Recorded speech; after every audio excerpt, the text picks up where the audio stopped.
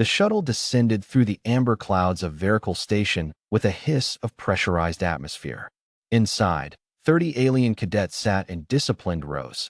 Kethri with their triple-jointed limbs folded neatly, Durin with their bioluminescent scales dimmed to a respectful neutral, and 2 Orali observers whose compound eyes missed nothing. They had come from 17 star systems, selected from the finest military academies their civilizations had ever built. They had come to learn control. That was what the Galactic Accord called it.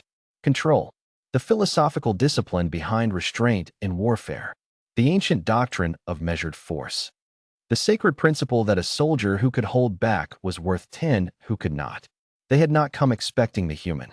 Sergeant Jack Mercer was leaning against the briefing room wall when they filed in, arms crossed, coffee cup in hand, looking like a man who had forgotten more about war than most species had ever learned.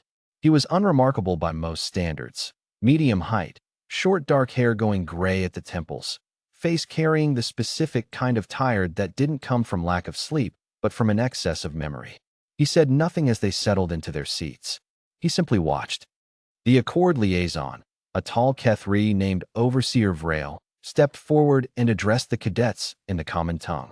You have been assigned to the Terran Instructor Program for a period of 6 standard weeks, Vrail announced, mandibles clicking rhythmically.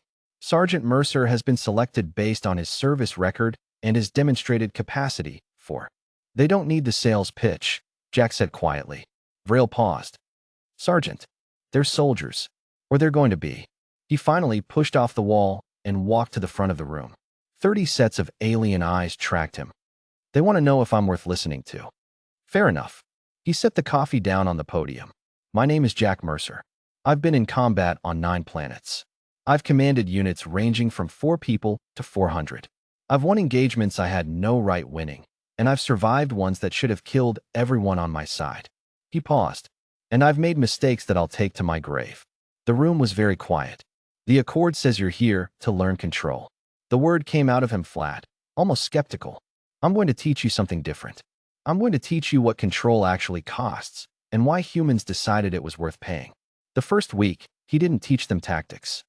He made them sit 12 hours in a sealed observation room, watching footage of human conflicts.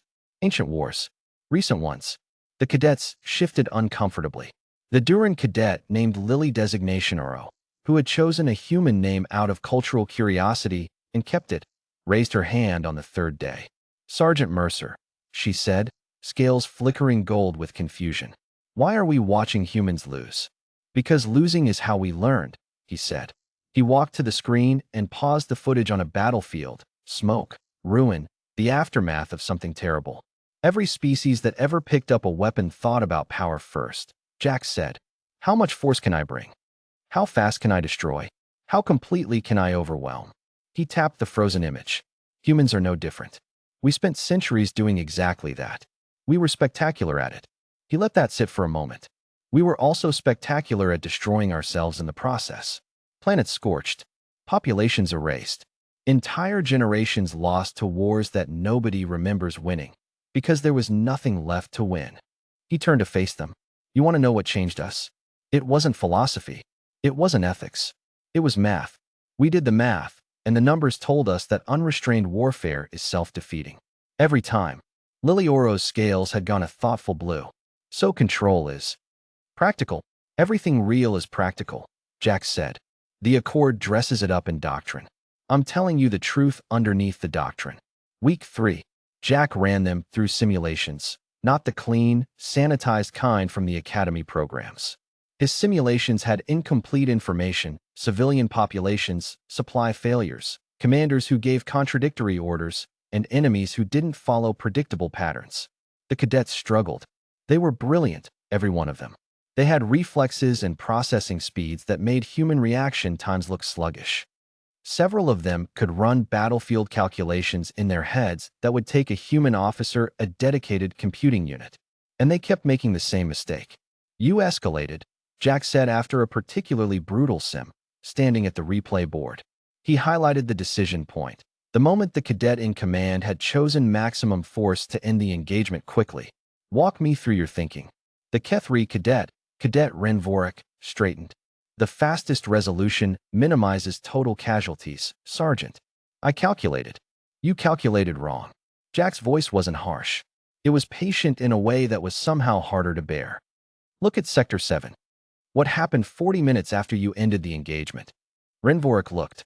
His mandibles stilled. The civilian infrastructure his maximum force solution had destroyed had belonged to a neutral settlement. The destruction had radicalized the population.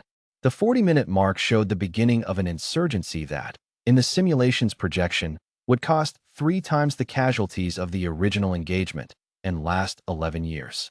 Fast is not the same as efficient, Jack said. Decisive is not the same as final. He looked around the room. This is the lesson your academies keep missing. Control isn't about being less effective in the moment. It's about being effective across time. Week 5 brought the exercise Jack called the threshold problem. Each cadet was placed in a scenario where they had the capability to end a conflict with overwhelming force, and where doing so was, by every tactical metric, the correct choice. The enemy was real. The threat was real. The capability was in their hands. The variable was this: someone they cared about was in the impact zone. Not a stranger. Not a civilian abstraction. For each cadet, Jack's team had carefully, quietly identified what the cadet valued most: a mentor figure, a sibling, a crewmate, and placed that person in the scenario. It was ruthless. Several cadets later said it was the most uncomfortable thing they had ever experienced in training. Lily Oro sat frozen at her console for 11 seconds, an eternity by Duran standards, before making her decision.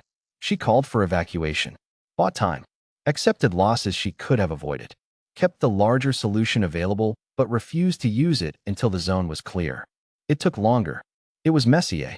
3 of her simulated unit members didn't make it out. She sat very still after the debrief. Jack sat down across from her, something he rarely did. He usually stood. You want to tell me that was the wrong call, he said. It wasn't a question. The numbers. I know what the numbers say. He folded his hands on the table.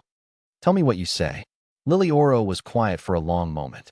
I couldn't do it, she finally said. I couldn't make that calculation with someone I knew inside it. The variable stopped being a variable. Yeah, Jack said. It does that. Is that a weakness? He was quiet for a moment that felt measured, like he was choosing something. It's the thing that makes the restraint real, he said. Anybody can follow a doctrine when the cost is abstract. When you understand, actually understand, that the person in the impact zone is as real as the person sitting next to you, and you still hold back, and you still find another way. He leaned forward slightly. That's not weakness. That's the whole point. On the last day, Jack stood before them one final time.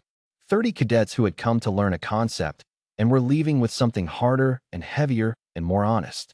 The Accord will give you a certificate, he said. It'll say you completed a course in controlled military engagement doctrine. File it. Frame it. Whatever. A brief pause. But I want you to remember one thing. Not from the manual.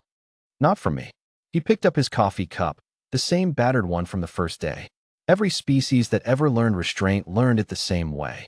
Not because someone told them it was virtuous. Because they pushed as hard as they could, as fast as they could, with everything they had, and they watched what happened next. He looked at each of them in turn. Humans are not the most powerful species in the Accord. We are not the fastest, the strongest, or the most intelligent. He set the cup down. We are the ones who burned our own civilizations down enough times to understand exactly what fire does. A ghost of something crossed his face, not quite a smile, not quite grief. When we tell you to hold back, it's not philosophy. It's memory. The room was silent. Lily Oro's scales shimmered a deep, steady gold, the Duran color of respect earned rather than given. Jack Mercer picked up his coffee cup and walked out. The lesson was over. The education was just beginning. They sent their best to teach us control. What we didn't expect was that the human already knew what it cost, because they'd paid for it in full. Cadet Lily Oro, Duran Naval Academy Graduation Address, Year 2287 of the Accord.